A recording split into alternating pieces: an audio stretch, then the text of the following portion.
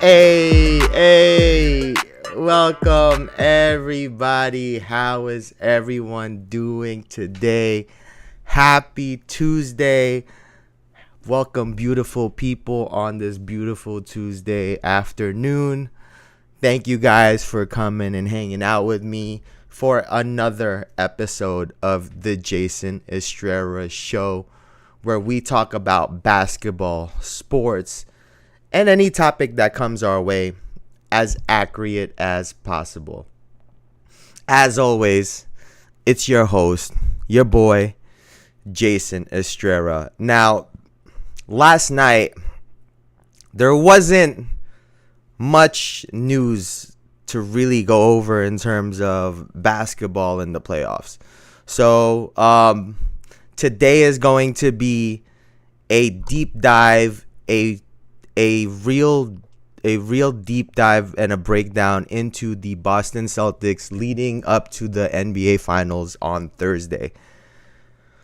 Also, we do have some other stuff to talk about, which is yesterday we spoke about Steph Curry a little bit. Today it's going to be Kevin Durant's turn, his former running mate. And we're going to be talking a little bit about the 2004 Pistons versus the 2017 Warriors and whether Kevin Durant deserves more credit for the Golden State Warriors' success. Now, first, I gotta get into this because I thought this was fucking hilarious. Let me see here.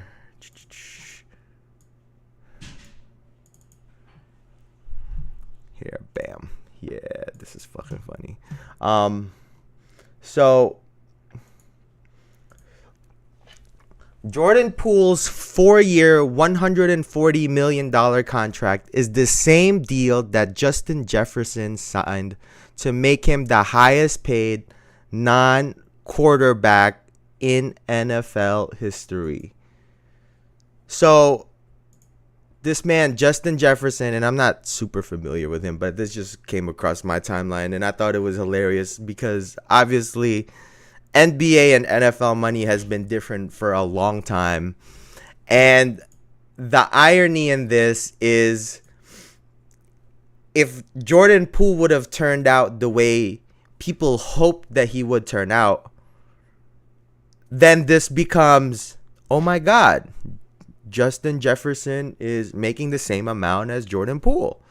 But instead, it's, oh my God, he makes the same amount as Jordan Poole, the sixth man. Like, the fuck? But yeah, Jordan Poole somehow. And this should show you that there was definitely something about Jordan Poole.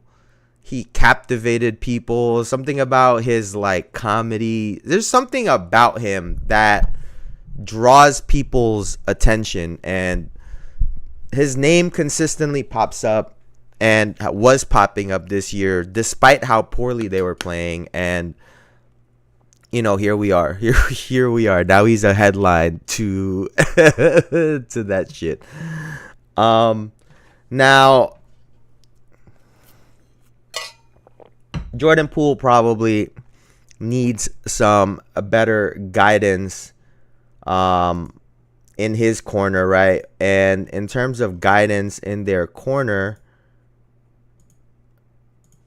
we got yesterday, this. Diana Taurasi came up to me. We got this as well too.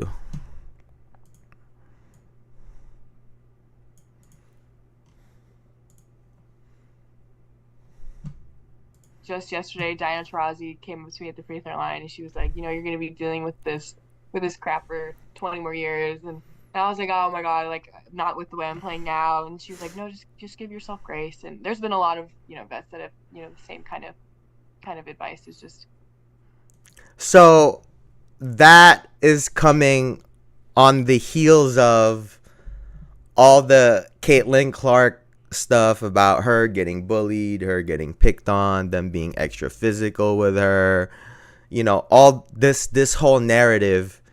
And almost as if it's a like a PR move trying to fix everything. Here comes Cameron Brink talking about Diana Taurasi giving her positive advice, and her saying that advice is similar to other advice that she's gotten from other veterans in the WNBA, and that kind of makes sense, right? Cameron Brink is a top rookie in this draft class, in this rookie class this year for the WNBA.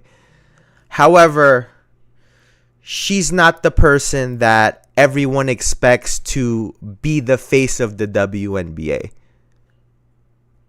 And so, of course, the veterans, the stars, the legends like Diana Taurasi are going to meet her with more grace, with more respect, with more acceptance, because they understand that Cameron Brink is going to go through the process naturally like everyone is, even though she also has some stardom and popularity. It's just not Caitlin Clark. And obviously, I'm sure Caitlin Clark will get some of this later on, but at this point in time, she's the ops. She's the ops. And on the other side of it, it seems like Cameron Brink is being welcomed and accepted in the WNBA. I'm sure they're being physical with her too and whatnot. But people also got to understand she's a big. And there aren't that many players that are that much bigger than her. Obviously, she'll get picked on by other bigs, but Caitlin Clark can get pretty much attacked by everyone on the fucking court because she's damn near smaller than everyone on the court at all times. So, yeah, obviously it's a little bit different. But the two sides of the coin, right? What Caitlin Clark's dealing with and what Cameron Brink is dealing with. And a part of it, I think, is just, like I said, Caitlin Clark is the threat. And, not that Cameron Brink isn't a threat, but she's not a threat currently in terms of her popularity or her game. Let's be honest. It just is what it is. That's why she made that comment. She's like, not the way I'm playing. But it just is what it is. Now, speaking of a player that needs to, in my opinion, get more credit than they have even gotten at this point, right? This is what Isaiah Thomas had to say about Kevin Durant on the Draymond Green show, right? So let's take a listen. Let me make a bold. That shit sounds loud. Here. Am I tripping? Yes, sir. And I hope this don't upset you, but because I'm giving y'all a compliment. Before Kevin. First of all, can we get this man a fucking webcam? You are an NBA legend. Can someone get this man Isaiah Thomas? Draymond, can you send this motherfucker a webcam? Like, what are we doing? Anyway. Kevin Durant arrived in Golden State. Y'all were on the verge of and being remembered as the team that went 73-9. Wait. You saw Draymond had to fix his fucking earpiece. He's like, did I just hear him properly? You're on the verge of Draymond. Like, wait, what the fuck did you just say to me? Being remembered as the team that went 73-9 and lost to a Cleveland Cavalier team in the finals. 3-1. You up 3-1. And probably one of the biggest collapse in NBA finals history from a 73-9. He fixing his ear again. Kevin Durant comes that summer and really saves y'all basketball legacy. And you win 2 championships after that.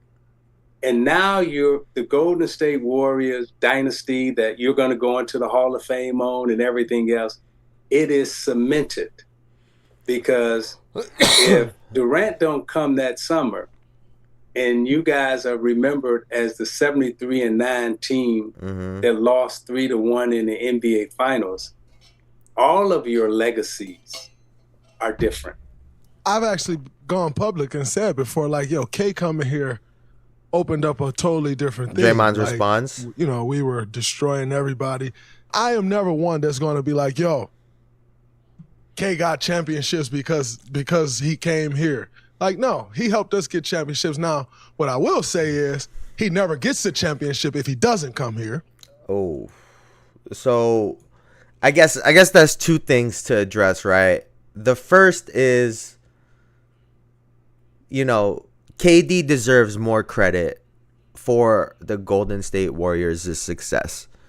And Isaiah Thomas laid it out beautifully, right? You won one, and then you lost one. And at that point in time, if you guys don't get Kevin Durant and don't win another championship, or let's say you don't even make it to the NBA Finals that next year,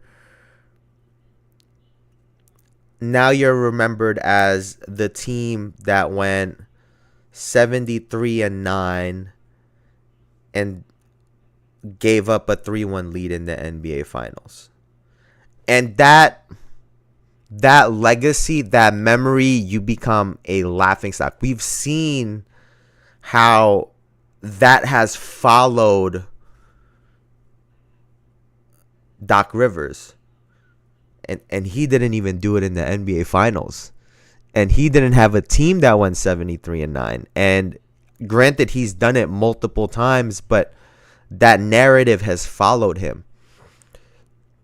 The Warriors go from a multi-champion team to a one championship team, because we can't guarantee another one without Kevin Durant, because a part of me believes that they grew and that was their motivation, was to prove that they could win one without Kevin Durant. You get what I'm saying?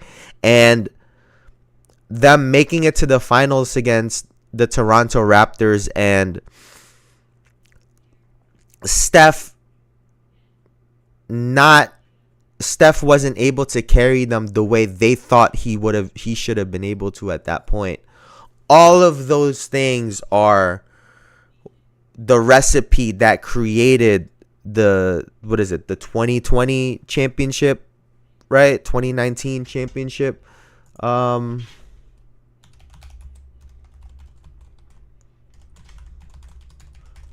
Which year was that shit? The 20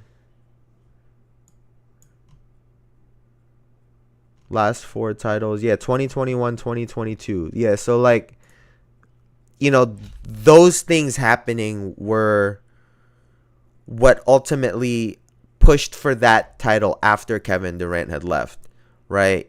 It started with him leaving, that, you know, that drove them, right? Kind of like when Shaq left and people said Kobe couldn't win one. Like, that was a driving force in that, right? So we can't deny that. And so without Kevin Durant, you're looking at one championship. And yeah, they could have competed for more, but one championship. And we've seen what happens to teams that win one championship. We're going to talk about it in the next segment. But outside of basketball circles, you know, people who really, really talk about the history and really, you know, highlight teams outside of the Lakers or the Bulls or the Celtics, you know, sometimes people forget about the Detroit Pistons in 2004 or the Detroit Pistons in 88 and 89. These one-off teams, over time, people forget about them. So, and on top of that, this whole 3-point revolution was validated by the Warriors winning all of those championships. Ironically enough, Kevin Durant helped stamp that. Because without Kevin Durant, they don't beat LeBron James. I hate to break it to people, and I think even Steph has said that. But like, you know, these guys have said that. But they don't win. They don't win those. If they went up against LeBron James and the Cleveland Cavaliers again, they don't beat them. Right? And so that has to mean something, right? That has to really mean something. And yeah, Kevin Durant definitely deserves his credit, because like Isaiah Thomas said, he changed their legacies. Steph Curry is now arguably the greatest point guard ever, when since 1980, it's 2024. Over the last 40 years, the best point guard unanimously was Magic Johnson. And because the Golden State Warriors have won these championships, because of that storyline of coming back and winning after Kevin Durant, now Steph Curry is arguably top 10, arguably the best point guard ever. If he would have had his individual stats but not these championships, how would people look at him? Draymond Green wouldn't look like a Hall of Famer. Klay Thompson might not look like a Hall of Famer. All of their legacies changed. They become just really good basketball players that we saw in an era. And obviously, if that were the case, LeBron would also have more rings. Like, so many things would change if Kevin Durant had not gone to the Golden State Warriors in those 2 years. So, yeah, I do think he deserves a lot of credit. He gets a lot of shit. A lot of people talk about him being washed, all this nonsense. Him going there changed a lot. And if we really want to talk about it, we could talk about it at a later day. LeBron should want to fight him, because if it wasn't for Kevin Durant, LeBron, I know to some people he already has, but like, you know, especially for me, is with the rings and stuff like that.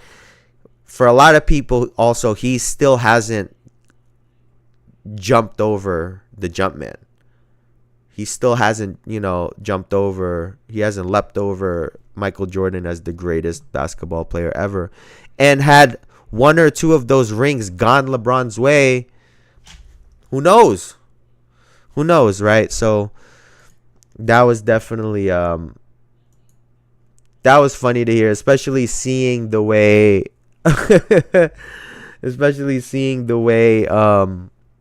Draymond was reacting to it in real time.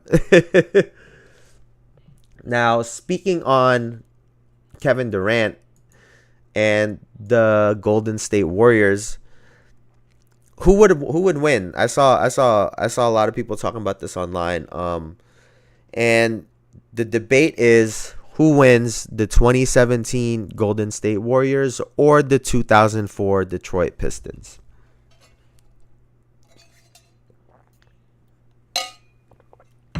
Now, I said that the Lakers, the 2000 Lakers would beat the Golden State Warriors.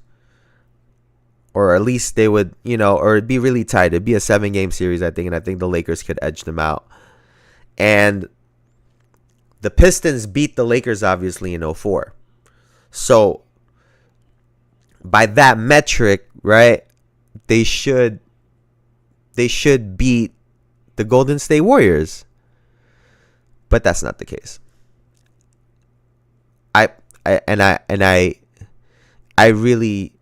I say this with a lot of love for that time. Oh, what's up, Elijah? Yeah, and I say this with a lot of love for those Detroit Pistons. Like that was when I was really learning the game, right? But the Golden State Warriors destroyed those guys. I'm so sorry to tell everyone this. Like, I don't think it's close. I think the Warriors beat those guys in 5 games. 4-1, gentleman's sweep. And the reason being, the Pistons on offense have no one that could slow the game down the way the Lakers can. They can. Yeah, and so the defenders that the Pistons had, which was Tayshaun Prince, Rasheed Wallace, and Ben Wallace. Tayshaun was a good on-ball defender, but their paint defense was really good in a time where paint scoring and getting into the paint was the most important thing. Those guys, and I say this all the time, you have to take those 2004 guys as they are and the 2017 Warriors as they were. And those 2004 Pistons would not know what the fuck to do with the Warriors. Tayshaun Prince, yeah, I think he could put up a good fight against Kevin Durant. Not Golden State Warriors Kevin Durant, where he gets left on an island. There's constant movement. Yeah, that don't work, right? In terms of what Chauncey Billups is going to guard Steph Curry, he's going to be running off of picks the whole game. Ideally, they would probably end up having to put Rip Hamilton on Steph Curry. Is probably what's going to end up happening, because Rip Hamilton knows, like, he knows that off-ball game, so he can try to predict certain things that Steph Curry would do because he knows that. But Steph Curry learned by watching him. Like, you know what I'm saying? So he gonna have counters and tricks that, you know, those guys have never seen. And then when you think about now, Draymond and Kevin Durant are playing the 4 and 5, and they play on the perimeter, and now you pull out Ben Wallace. Now you pull out Rasheed Wallace. Yeah, it's curtains. And, you know, the best way you could try to neutralize this Warriors team is on the other end and forcing them in a half-court game. They don't have a post guy that could dominate the Warriors. So now you're playing a perimeter game where in 2004 they weren't switching. That's why Rip Hamilton's off the ball worked so well. That's why Reggie Miller in the 90s, it worked so well. The Warriors would just switch everything. And now you're going to end up with a Klay Thompson again, a Kevin Durant, Andre Iguodala even. And Steph Curry, they probably weighed the same because Rip Hamilton was skinny as hell.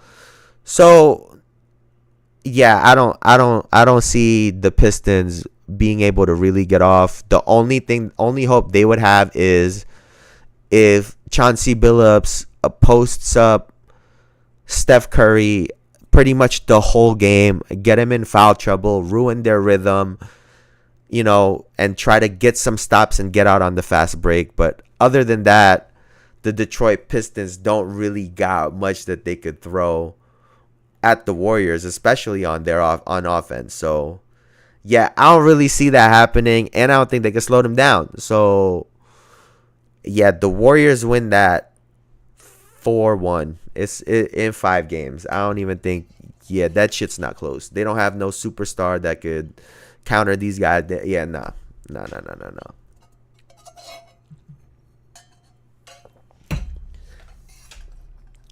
And now, moving on to some more matchup stuff.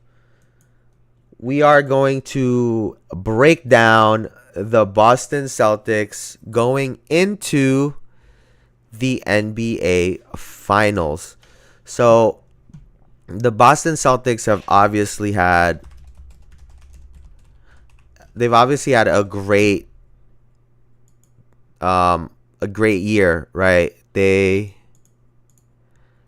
went 64-18, first in the East, right? Number one record throughout the year.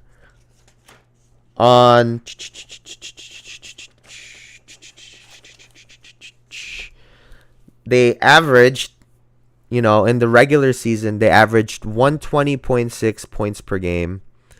And opponent points per game was 109.2. That was so their points was second in the league, and their opponent points was fifth. In the playoffs, they are 12-2, and they are averaging 111.4 points per game, which is second. And the opponent points per game is 101.3, which is third. So obviously, their best player is Jayson Tatum, and he has been averaging a double-double through the playoffs. He's averaging 26 points per game, 5.9 assists, 10.4 rebounds, 1.1 steals, 0.7 blocks on 44.2% from the field, 29% from three. He's also averaging 7.9 free throw attempts. In a lot of games, he's actually getting the double figures. And Jaylen Brown, their second best player, he's actually upped his points. He averaged 23 through the regular season. He's averaging 25 through the playoffs, 2.6 assists, 6.1 rebounds, 1.1 steals, 0.6 blocks, shooting 54.1% from the field and 36.8 from three. So I've been saying it before. When it comes to the Boston Celtics' offense, they're going to have to match Luka Doncic and Kyrie Irving's productivity, right? Now, for the most part, Jayson Tatum can hang with Luka Doncic in terms of scoring, rebounds, and then obviously, Tatum's averaging 5.9, almost 6 assists. I think Luka averages like 3-ish more assists than him. His assists have been down a little bit recently as well too. But his rebounds have been staying up there. So now you're matching him in points, rebounds, and assists. And it's on Jaylen Brown to match Kyrie Irving in points, rebounds, and assists as well. Now, when we look at the Boston Celtics, they've been blowing out everyone through the playoffs, right? It's like their margin has been insane. The issue is, though, obviously, lesser competition. Now, I want to take a look at some of this actually.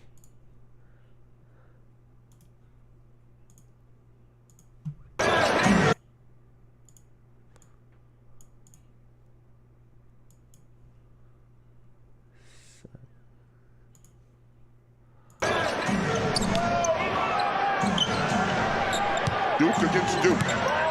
So I actually just let it play through. The whole first quarter when they scored 24. Brown got Luka up in the air and made it. That play is an igniter, hopefully. Down goes Luka, and the shot by... And, obviously here I have the Tatum and Brown offense. For me, the key will be, can these two target Luka and Kyrie? Because obviously, out of the four players, Kyrie is the smallest one. Tatum and Luka need to be able to post him up, and when they get a chance, they need to be able to isolate Luka Doncic and make him work. And this is something that I felt like the Minnesota Timberwolves, they really struggled, right? Game 1, Jaden McDaniels got off, but for game 2, 3, 4, and 5, Luka was able to just hang out in the corner with him. He could have gotten some soda. He could have gotten some popcorn. He could have gotten a beer. He could have done his taxes. He could have done fucking anything he wanted in that corner because they weren't putting pressure on him. They weren't forcing him to defend. He was able to rest on defense and rest his legs for those shots later on, right? Like this. Oh shit, I don't even have it. But at the end of this game, Jaylen Brown was literally isolating Luka every single possession, forcing him to play defense, making him, putting the referees in a tough spot. Are you going to call a foul on this star player or not? Right?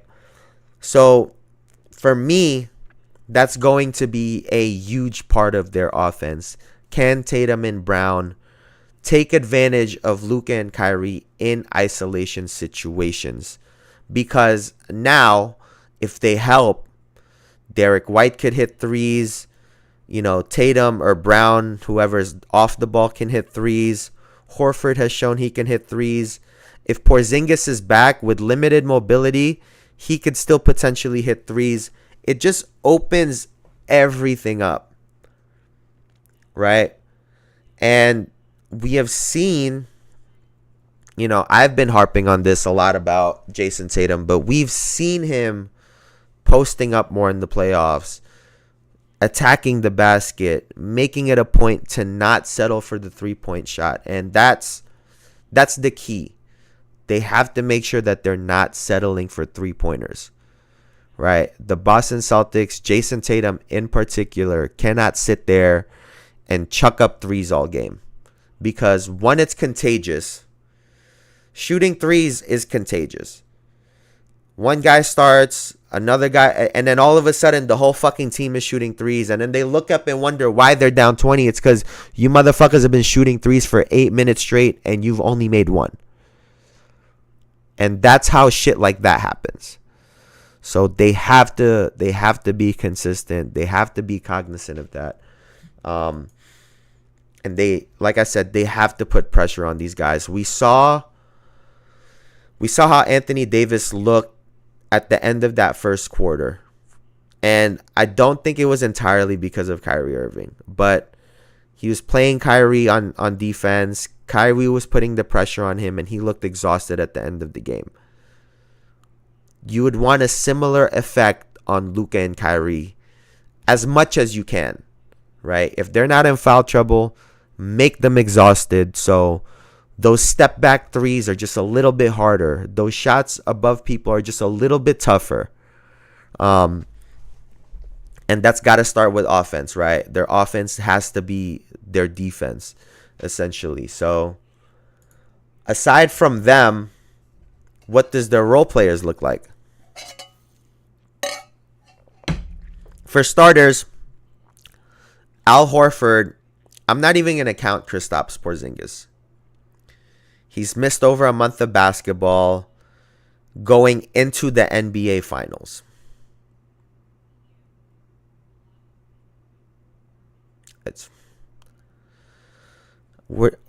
We can't be that stupid, right, to expect him to come back and play like the way that he was playing against them. And I get that it's going to hurt, right? We'll talk about that later, but it's going to hurt them. So I can't even count him.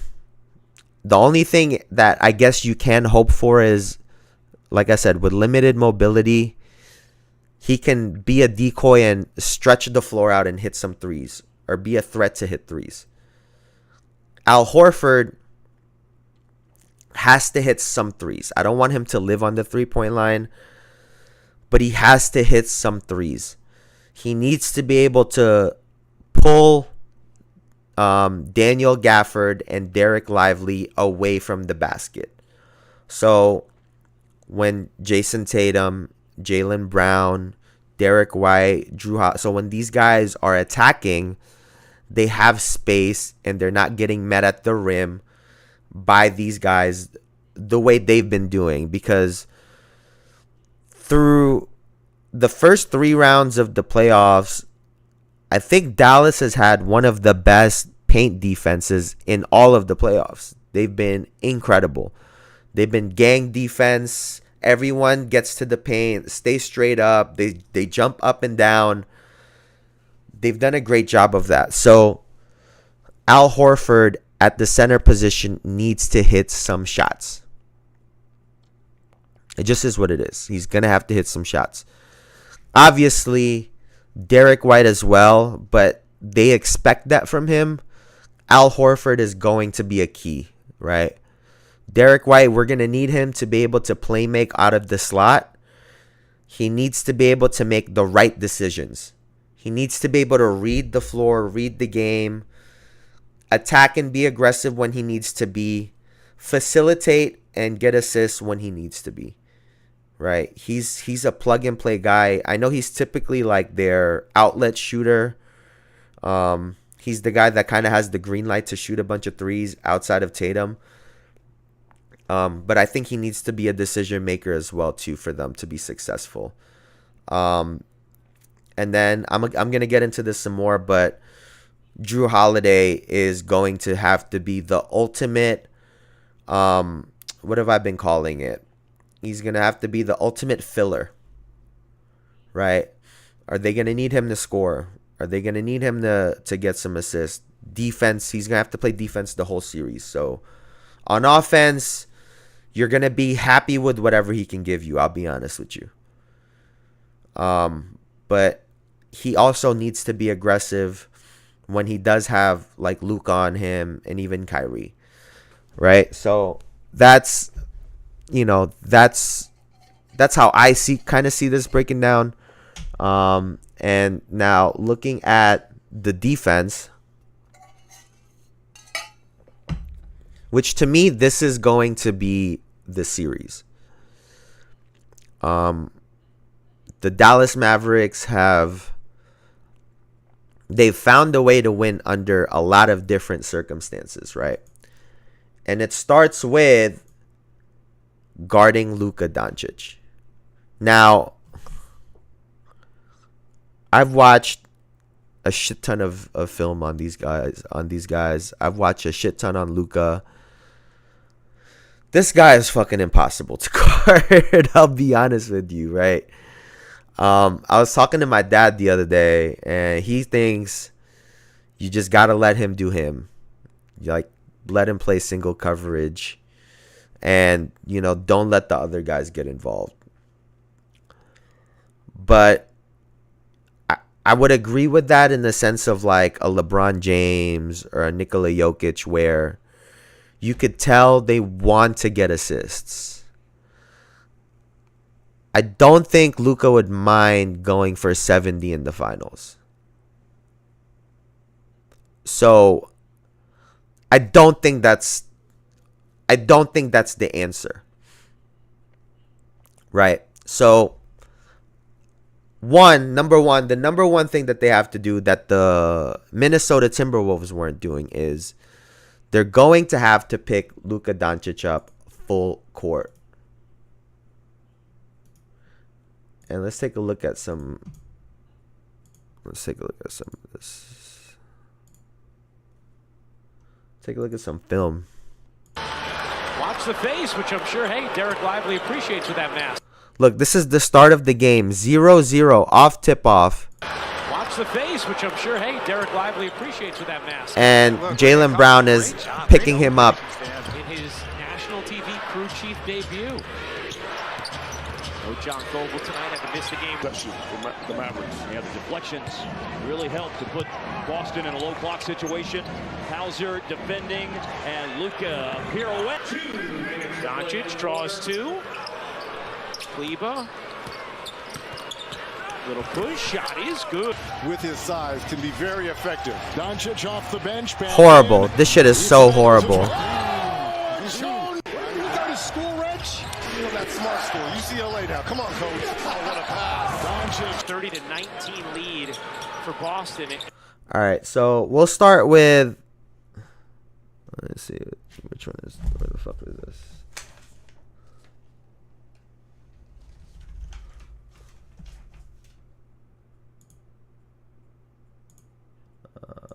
Here. 10. So we'll start with number 1, right? You have to pick him up 94 feet. You have to turn him. You have to make, similar to what I was just talking about when it comes to on offense, you have to make him tired. So when he gets into his dribble packages and he gets into his moves, by the time he puts a shot up, he's already put up, 20, 30 dribbles in that possession, damn near. Right? That's what you would prefer. You want to wear him out. So that's number 1. Right? And I think the best way would just be to show this. So obviously, they pick him up full court. In this scenario, Drew is starting with Kyrie. Right? Now, here, this is a mistake that the Timberwolves have been making, right? Like, Gobert would probably drop here and then just wait. He would probably drop around this hash mark right here and just wait. And then PJ Washington would get behind him. This guy clears corner. PJ Washington would get behind him, and then it would be a dunk.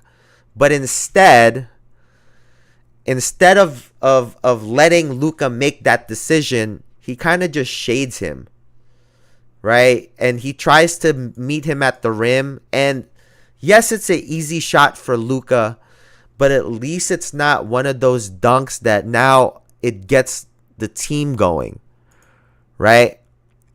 And in this situation as well, too, one-on-one, isolated on the left block.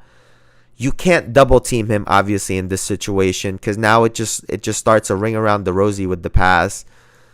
And we'll see it here in a second, but in this situation, the Timberwolves were overhelping, and it opens up this pass for dunks. I think you have to force Luka to make these tough shots. You have to. You don't want to live with him playing one-on-one, but when he's in a spot like this, let him take the tough shot. Don't overhelp and now give up an easy dunk or layup at the rim. Now, this is a situation where the Boston Celtics help him, like they double him early, right? And they double him. It's, in the second quarter already. They're up, right? They're doubling him because they want someone else to make the play. They know the rotation, right? So they double him. They already know where the ball's going. Porzingis is pre-rotating. You can live with this. You can live with that if you're the Boston Celtics, right? So they got a basket there, but it's not bad. You can live with that. Now, we were just talking about not overhelping, right? This is what Minnesota was doing a lot of the time. He's trapped. He already got back. Everyone has to find the man right now. Everyone has to find their man and stay home and let Luka. What are you talking about?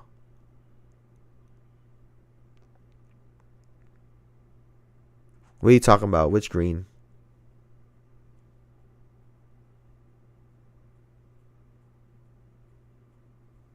What are you talking about, Elijah?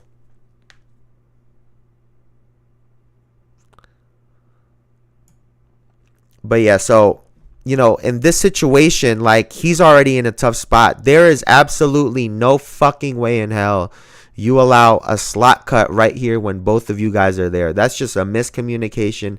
Neither one of them are looking at him. Easy bucket. This situation is similar to this one that I was just talking about right here, right? Where the big over helps. So we see it over here. Kyle Anderson is a one-on-one. He's doing an okay job.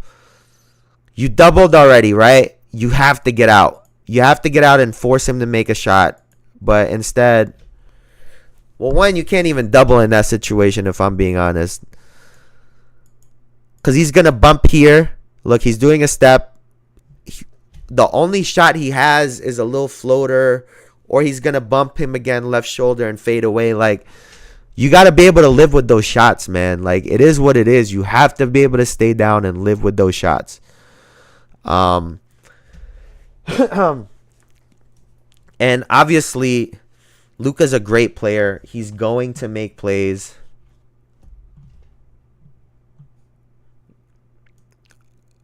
Oh, it's one of these guys. Oh, it's one of these plays. Yeah. But yeah, it's just tough to it's going to be tough, right? So some of the keys for Luka, obviously guard him full court. I think, Elijah, to your point, if you're going to double him, then double him. If you're not going to double him, then don't double him. They have to be decisive in their decision making when it comes to defending Luka. Because if you let yourself be in this in-between bullshit, then he's going to destroy you, right? He's like, I think I find it. There's one here. Where is it?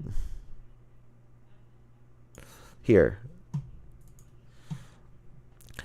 This is more of what the Minnesota Timberwolves look like, right? So now he's reaching. Instead of just, he's already trapped, bro. There is no reason for you to do this. And now instead you foul him. And yeah. And so Al Horford is going to be another subject in a second, but you have to be decisive with Luka. In my opinion, on those pick and rolls, the goal for the big is to try to meet Luka at the rim. If you meet him at the rim, you take away those alley-oop passes, right? You kind of shade him the way Kristaps did in that play, and you try to meet him at the rim with your guard. And you just contest and you just play basketball, and it is what it is, right? The other key is they're going to have to consistently change their coverages on him. Yes, to mix it up. Exactly. Right on cue, Elijah. See, we on the same wavelength. Right on cue. You have to, you either double hit, you double him on the catch, double him on the dribble. You know when he hard dribbles left or right, and you hard stop him, he's going to spin. So, predicting those certain movements that he does, doubling him on the spin, right? Doubling him on two dribbles. Throwing different looks at him, because I think the whole point is going to have to be, how are you going to disrupt his rhythm? Right? How are you going to disrupt his rhythm and force him into tough and uncomfortable shots and passes, right? To this point against Minnesota, it was pretty comfortable, everything that he was doing. The other part is, I think you start, personally, I would want Jrue Holiday on him 94 feet. In the half court, I would prefer Jaylen Brown on him, because Jaylen Brown has more size, right? I think,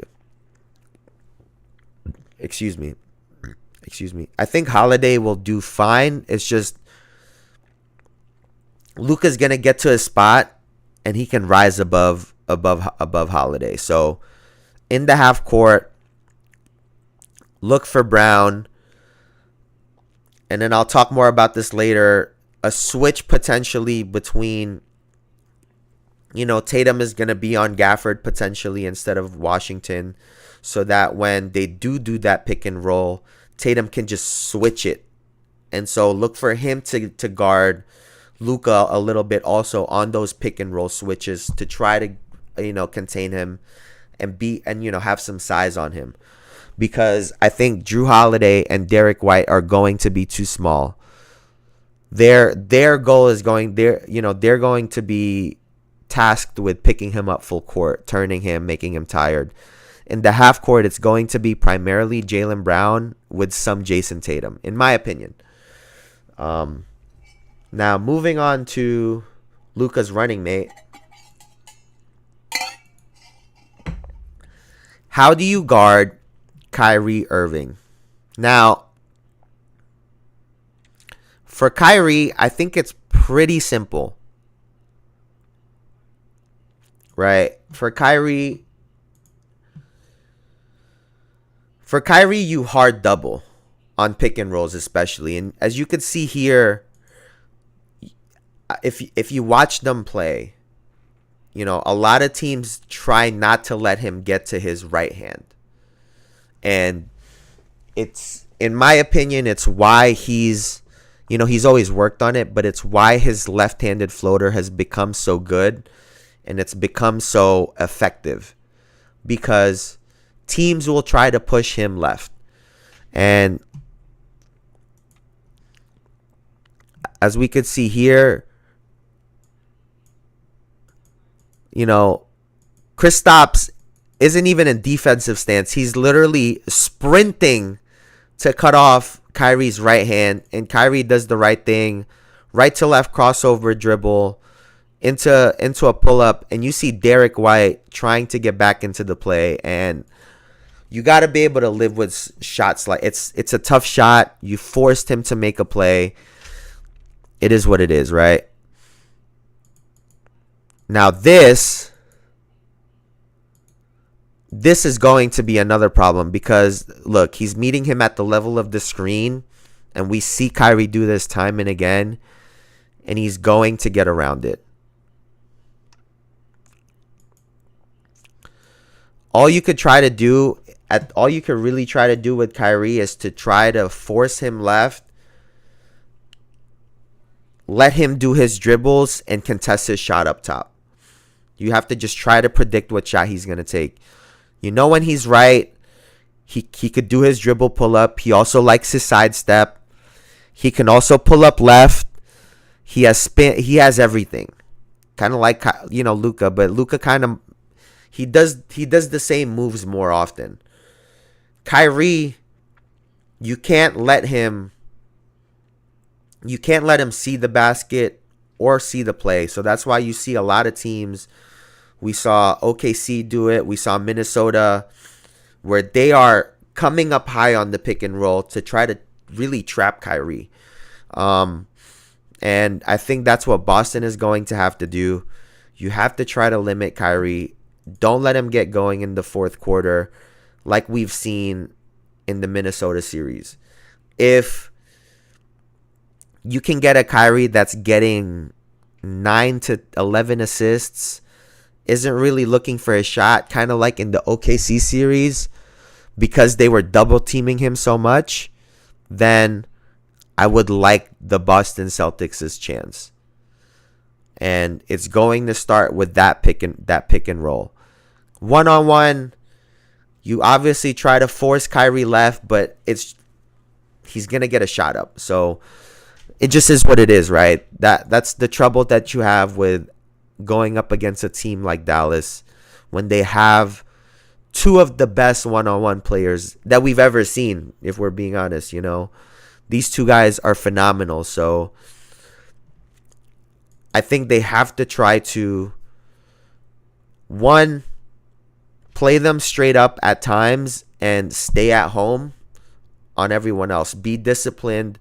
Don't give up all those open threes, over helping when they're already shooting a tough shot. So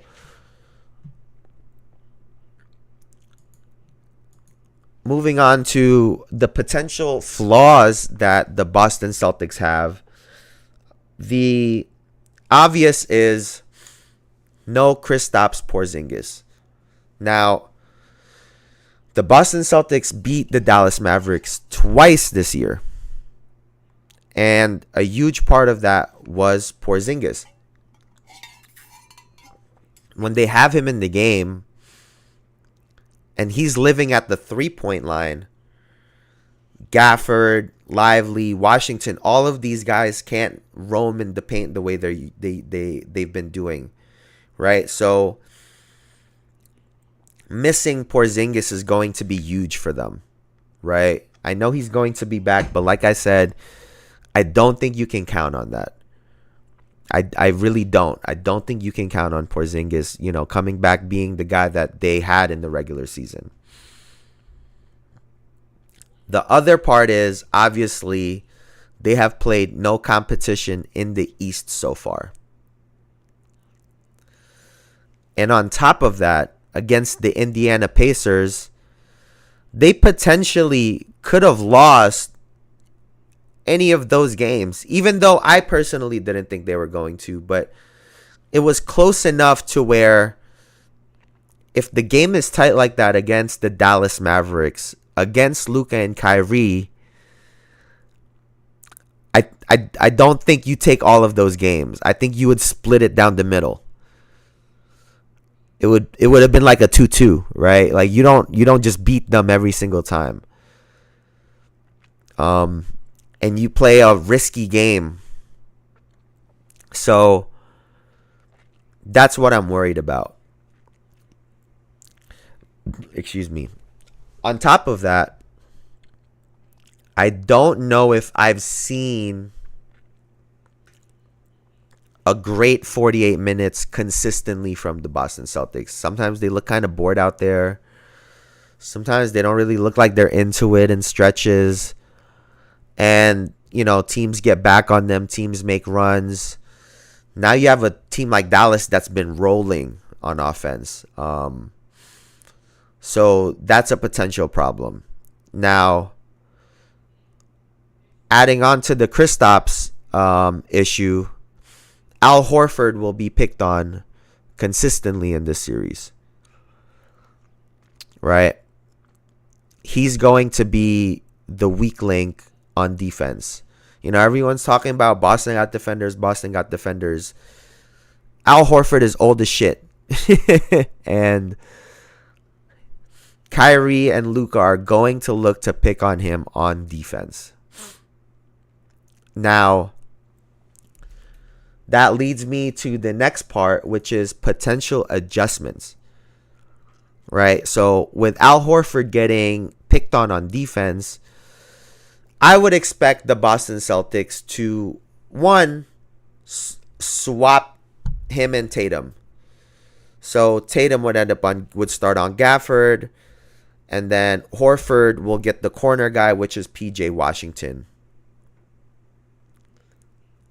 And now, when Gafford does the pick and roll with Luka, you're looking at Tatum coming off and switching, and potentially Jaylen Brown switching onto Gafford, trying to just put a body on him, right? Similar to what they did in the Indiana Pacers series, and it worked. Now, the Boston Celtics they haven't been running a very deep, like a deep lineup, right? So I'm trying to figure out who they could potentially, let me see. They run 1, 2, 3, 4, 5, 6, 7, 8. They've been playing 8 players. I can tell you right now, Xavier Tillman probably isn't going to see the floor this series. He's an even bigger liability than Al Horford, outside of going out there and fucking hacking and fouling Luka. So now you're looking at potentially putting Sam Hauser or Peyton Pritchard in if you want to take Al Horford out of the game. Slide Tatum to the 5, put Sam Hauser in or Peyton Pritchard, and now you kind of slide everyone up. What this would do is now it forces a situation where Boston plays with 5 players out of the paint. 5 players on the perimeter, pretty much. And now that might force the Dallas Mavericks to then take Daniel Gafford out of the game.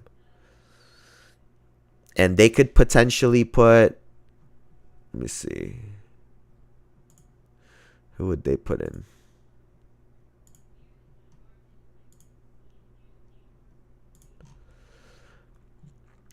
They could put in a Dwight Powell, mate. Probably not. they'll probably put in Josh Green if that was the case. Josh Green or Exum if they want to go small. So now the Boston Celtics can consistently post up, attack the basket without a Daniel Gafford. That's going to be the initial adjustment that I would expect in the first 2 to 3 games. Is, Jayson, I would expect the Boston Celtics to come out and play the Dallas Mavericks as straight up as they can in game 1. Meaning Drew Holiday will be picking him up full court. They're going to try to play him straight up in one-on-ones, force him to tough shots. They're not going to do this switch early, right? They want to keep it in their back pocket. I think another key will be if the Boston Celtics can implement their zone defense effectively. I know they've run it, but a team like the Dallas Mavericks, where you want to force one of their bigs to catch the ball at the nail and make a play and shoot that shot, maybe see a zone defense that they could implement, like a 2-3. So you could take away the corner still. And now if Kyrie Irving or something like that, or Luka gets to the nail and starts making plays, it's a problem. But maybe they could try to bait the bigs into playing some offense, right? And I guess that's the other part for me is you have to try to force Gafford and Lively to be playmakers and beat you, and not allow Luka to just, destroy you guys over and over again. If he starts getting off, you have to start picking him up and double teaming him, forcing those bigs to get the ball in a short roll and make a play. And, so that's how I see some of the things initially for the Boston Celtics. It's going to be an interesting series, but that's my deep dive. That's my breakdown for the Boston Celtics. Tomorrow, when we come back, I will be talking about the Dallas Mavericks. I will do a deep dive and a breakdown into their offense, defense, and their keys to victory and whatnot. But until then, please like, comment, subscribe, all that good shit, because it'll really help me out. And as always, you could have been anywhere on the internet, but you're here with me. You listen to me yap. Elijah, you're the fucking best. Thank you so much for hanging out with me. And thank you to all of you for, spending some time and chilling with me. I appreciate it. Till tomorrow, I will see you guys later. Thank you again for watching. Stay safe. Enjoy the rest of your day. Peace.